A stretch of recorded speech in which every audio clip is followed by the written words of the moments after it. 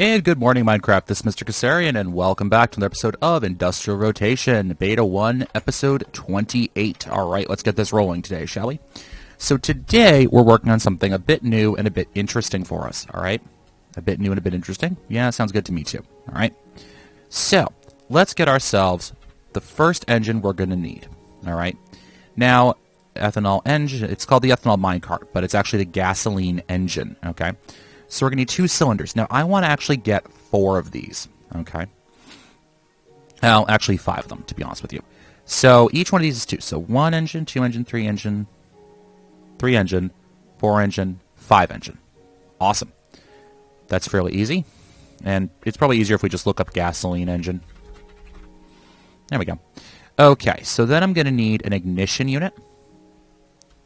So we'll just use gold for this. So I'm going to need 5. 1, 2, 3, 4, 5 of those. All right. Then I'm going to need some 2x gear units. All right, that's not too bad. We can get those. So I'm going to need 5 of them, so I'm going to need 10 gears in total. So 1, 2, 3. And let's get 5 of these. Oops, we're out of shaft units. All right, well, I'm going to need that many thereabouts of those. And 1, 2, 3, 4, and 5. Perfect. Perfect, perfect, perfect. And I think we're going to need some more shaft units. We're going to need some more impellers as well, okay? So we need 5 impellers. So let's make 1. That's 4. So we get that many crafts of that. Go back to impeller. 1, 2, 3, 4, 5. 5 impellers. Okay, then we just need some base panels. I think we have everything we need then. So let's look up our base panels. Nope, we need more of those. Okay, that's fine. That's fine. Ethanol. Excuse me, gasoline engine. Confuses me a little bit. All right, so let's do that. 1, 2, 3. We get that many of those. And we need those shaft units as well. Actually, what we need to do is we need to do this. And get that out of there. And then get those shaft units out like that. Okay. Beautiful. All right, let's start the crafting, shall we? So this should be fairly simple. We're just going to take our base panels like that. All right. We're going to take our gear units like that. Our impeller like that. Our shaft units go there. This goes there and there. That goes there. And I'm forgetting something. What am I forgetting? Oh, just some gold up at the very top. Okay. Well, we can do that. 1, 2, 3, 4, 5. Not certain how I forgot the gold that goes there. Awesome. So we get 5 gasoline engines. Now, most of these are going to be for something much later. So let's look at the power output. We're outputting 128 newton meters of torque. Now, I wonder how much the grinder needs. Okay? 128 newton meters of torque. Look at that. Perfectly synced up. So I don't actually need to cross-connect this at all. So I don't need to put any gearboxes in. This can actually directly drive a grinder without any difficulty. Well, it just so happens that I have a grinder sitting around up here. Ta-da! It's a grinder. And I wonder if I have any canola seeds. We have 4. That's not going to help much. So let's see if we can get ourselves some bone meal. And a mattock would probably also be a good thing to have on me. I think I'm storing it in here nowadays. Mattock. There it is. A steel mattock. All right. So the other things we're probably going to need are a hopper. Just one will be fine. And maybe either a chest or a barrel.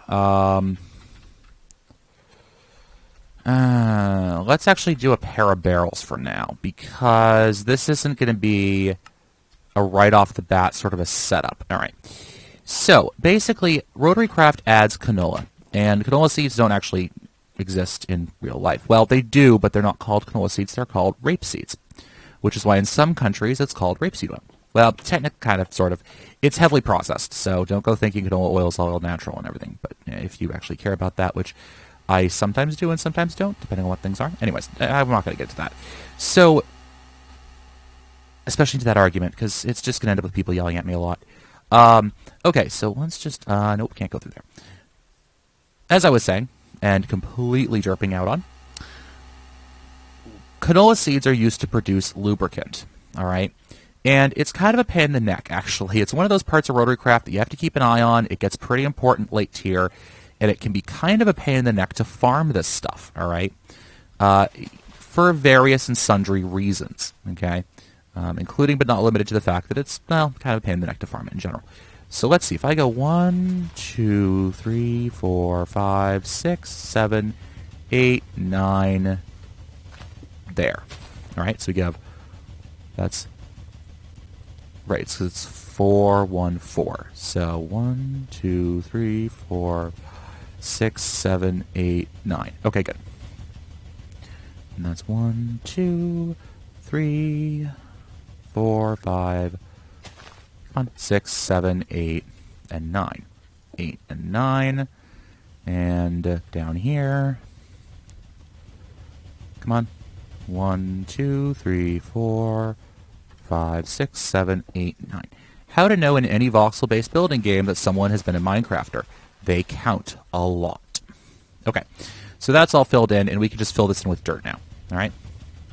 Now, one of the things about canola is that it can be, at least in Rotarycraft, hold on. That's 1, 2, 3, 4. And then I'm over here. Come on, stop doing that. 1, 2, 3, 4. And 1, 2, 3. Excuse me. I think we messed something up here. We did. I counted wrong. I changed the way I counted, and that, of course, messed everything up. Okay. So, right. Yeah, one of the ways you can tell Minecrafters is we end up counting a lot. And usually trying to modulate our voices to make it sound at least vaguely interesting for you guys, because we do it a lot. And I probably should have done this off camera, but I've been doing other stuff off camera lately. And so this just wasn't on the priority bucket for off-camera work. Anyway, so what I've been doing off camera is I've been redesigning and kind of tidying up my ore processing units, kind of moving stuff around, making it make a bit more sense, fully automating it, that sort of stuff. And what that's meant is that I've been kind of busy doing that, and also making that entire building a little tidier and neater, and kind of cleaning up and fixing all the components that I hadn't really fixed. Okay, so what we're going to have to do is, let's do this and this. Let's do that. And I forgot to grab water again. That was stupid of me. All right, well, at least we're outside. I don't have to run through the underground area of my entire base to do it. Small blessing for you guys, of course, but whatever. Oh, also, while I've been doing this, so I've been using new programs to render and encode all the stuff that I do, all my videos, and I wanted to know what you guys thought of it. I think the color quality is a little better.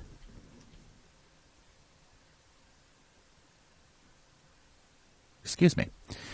I think the color quality is actually a little bit better than it was in the past. Now, I don't know that for certain. You guys would have to tell me, but I think it is. All right. So basically what happens is that I'll explain this while I'm running around and collecting the stuff I need. So basically what happens is that I've been using Sony Vegas, and Sony Vegas is actually a great program. It's a professional level professional level video editor. All right. So it is, when I say professional level, what I really mean to say is that it's capable of doing everything you'd need to do if you were producing a movie, right? Like a real, honest movie, okay? I don't need that much power. The problem is that although it's great and it has way more features than I will ever need, unless I, really get fancy with my videos, but that's not the kind of channel I run, right? So I don't do a lot of post-production, because for me, I don't need to do post. It's not the type of videos I do. I'm producing a video a day for you guys, usually, if I'm keeping up with myself.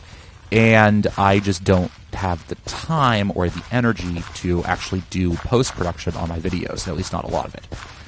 Generally, I'm just chucking everything into a bin, rendering it out, stitching together all of the segments and cuts I have, and calling it a good day. The problem with Vegas is that it's designed for professional level rendering. And for those of you who understand what RGB values are, professional level video cameras, like TV movie stuff, uses a different RGB scale than what we use in everyday, life, or what we use on the computer. What this ends up meaning is that videos end up being atrociously dark, okay? So you have to go through and you have to lighten them. The problem is that when you lighten them, you actually lose some of the color value, because it's not just that it's a different scale, or it's not just that like the dark of the lights start in different places. The issue is actually that it's more like Celsius and Fahrenheit, where it starts a different place, but also the variations mean different things, okay? So, you know, a 1 value difference in lightness on a professional system means something very different than that 1 value does on a home system, on a computer system, all right? So cinema versus, I think it's called cinema versus computer RGB. What that means is that I have to lighten it, but by lightening it, it isn't fixing sort of the color compression that's going on, where you're losing out on a lot of tones. You can see that in some of my videos, even after lightening not 7 Days to Die. That's not the right one. One of my other ones. Oh gosh, what's it called? The other zombie one. You know, the one where I shoot lots of zombies with my friend Battlemind. That one. Yeah, that one. Killing Floor. Thank you. Killing Floor 2. So what ends up happening with Killing Floor 2 especially is that it blues the video. The video becomes blue. All right? And that's really irritating, to confess. It really changes the color dynamics. So what I've done is I've switched. I'm using 2 different programs. I'm using Handbrake, which is just a transcoder. All Handbrake does, let's get some ethanol crystals. All Handbrake does is it takes the videos that I've done. Oh, we also want to do an engine control unit. So what Handbrake does is it takes the videos that I've put together, all right, and what am I missing here? It takes the video that's already put together, 3 gold, right? Oh, no, it wants 3 electrum. Oh, okay. It takes the videos that I put together and that are all in a single clip, right? They all have to be in a single clip, and it just changes their encoding. It compresses them, and it does that sort of stuff, which is good. That's great for sort of single-stream videos like this one is going to be by the looks of it.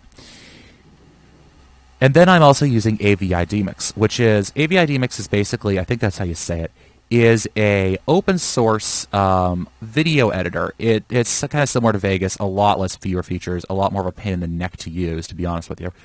But it's free, and it's actually a little faster than Vegas is. And I've been using that for single video encoding. Now, the advantage of using those is that they're both operating.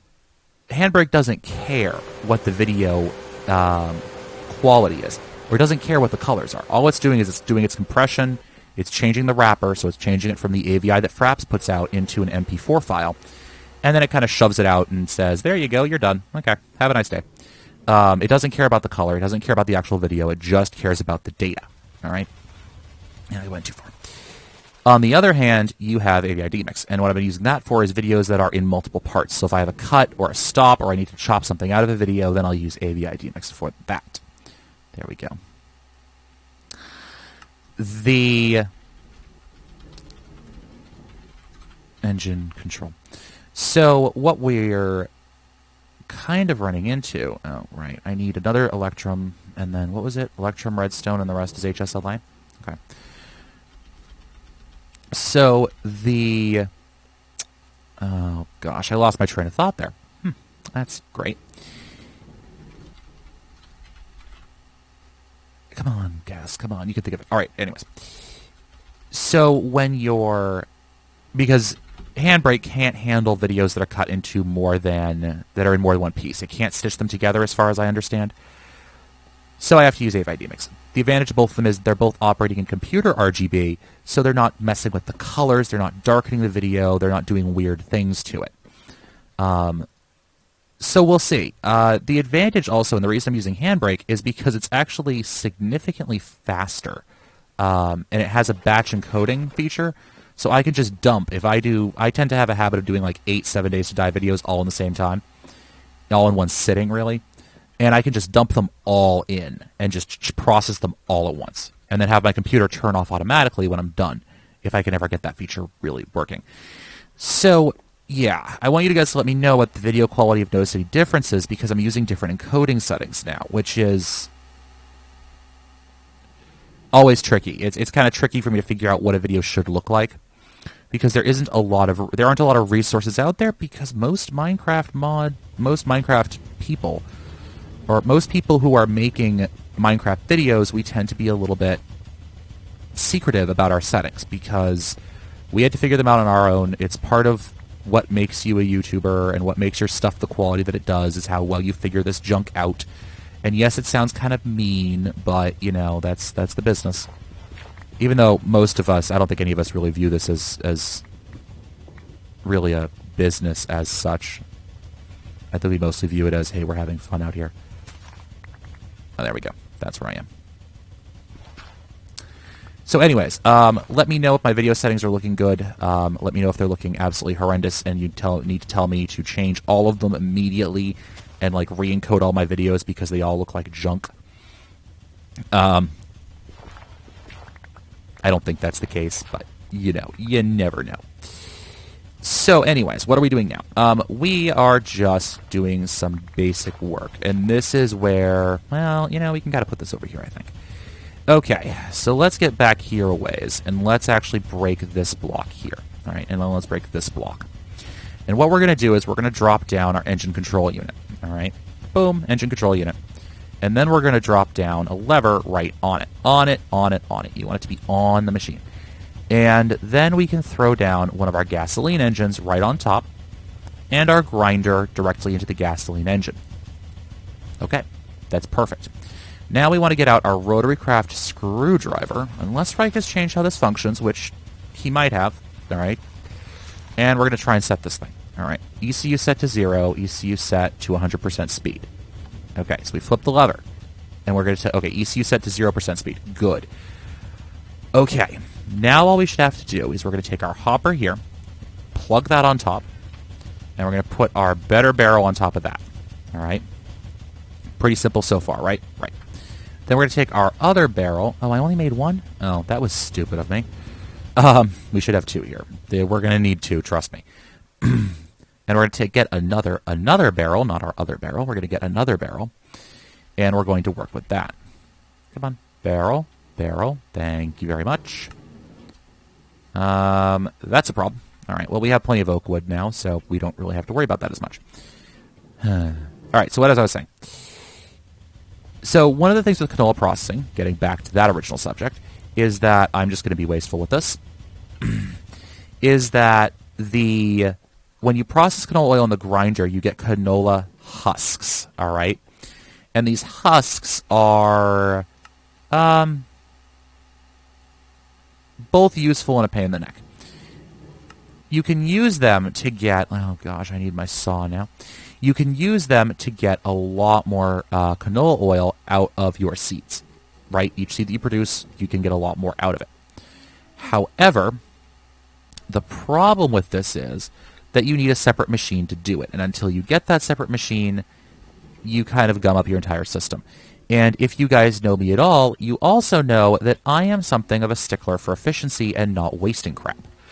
So I also need some pressurized fluid ducts. I don't need many of them, however, so that's good. And then I'm going to need some item ducts. Do I want to use these or these? These or these? That's a good question, actually. You know, for this part now, we'll use these, all right? Because I don't need to do anything really serious with this yet. We're not building up a huge system yet for this. And I'm just kind of throwing this together as I go, just so you guys have a chance to actually see it in action for this episode. So what we'll do is we'll come down here. We're going to put our better barrel right there.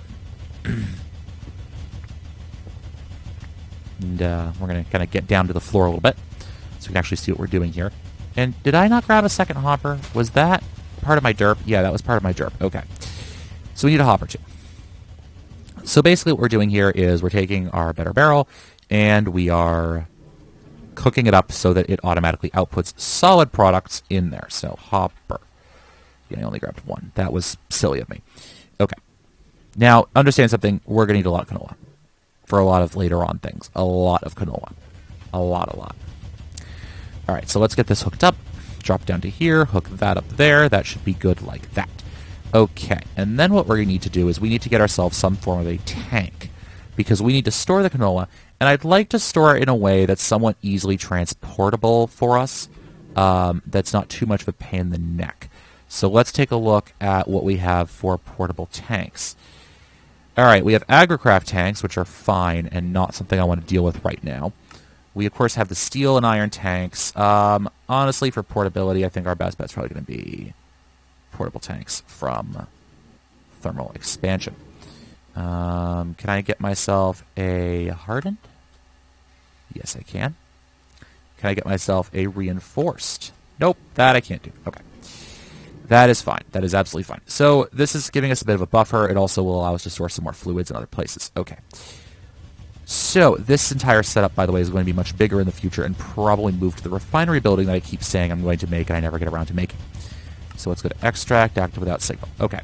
So now all we should have to do is we chuck our ethanol crystals in. That thing starts running. And then we can just throw in our canola seeds. And we should see our canola seeds getting ground down. All right. Now, this guy has... Yes, you are reading that time display correctly. That says 68 hours, 15 minutes, and 57 seconds. Even though it's ticking down much more slowly than I think it should be, we'll run with that. Oh, that may be because... Hold on, let me look at this. We doing a bit better now? Yeah, there we go. All right, so we have an hour on it. That's not bad, but it's running pretty quickly. A lot faster than it was running when we were using our... our steam engine to power this grinder. Now, the downside is it uses fuel, and the other downside is that fuel use isn't automated, and you can see it's also producing these canola seed husks as a byproduct of it. Okay? So, to process those canola seed husks, we're going to need something known as a centrifuge, all right? So, that centrifuge here isn't hard to make, all right? It doesn't require that much power. It requires very little torque, but it requires that torque at an incredibly high speed. Okay? So we're going to have to figure out a way to do that. But now that we actually have this gasoline engine, we're kind of in business with producing ourselves some canola. A very small amount of canola, of lubricant, but a decent amount of lubricant anyways. We are at least producing it. It is being produced. I need to figure out a way to automatically turn these engines on and off again. But that's going to have to wait for a future episode, I think. So why don't we jump upstairs and see how much of this stuff we've actually managed to accumulate for ourselves. Thank you, computer, for letting me know that I'm out of time. Yep, and none of it's grown yet. Okay, that's awesome. That's just great. All right. So, yes, we're going to need some big farms. We're going to need to produce a lot of lubricant, and we're going to need to dump it all into this area over here and figure out how to turn this bloody thing on and off again. All right. Anyways, guys, this has been Mr. Kassarian. I want to thank you all for watching. Hopefully you enjoyed this episode. I'm sorry we actually didn't get a lot done. I mostly ended up just talking about what it's like to YouTube and how I do it. If you guys are more interested in that, I may end up doing a series of videos again on how I do YouTube. Why are you running out? You were fine. You were absolutely fine. Okay? Correct, guys, this thing was running absolutely fine for multiple episodes, and now it's not. I don't understand. Anyways, let's not get into that. Alright, guys, this has been Mr. Kassarian. I want to thank you all for watching. I hope you enjoyed this episode. I enjoyed making it as always. If you enjoy me talking about how I YouTube, I may restart my series on how I do YouTube. If I do, then that will be interesting, and I'll try and figure out when to fit that in. Anyways, guys, this has been Mr. Kassarian. Thank you so much for watching. Hope you enjoyed it. And as always, happy mining.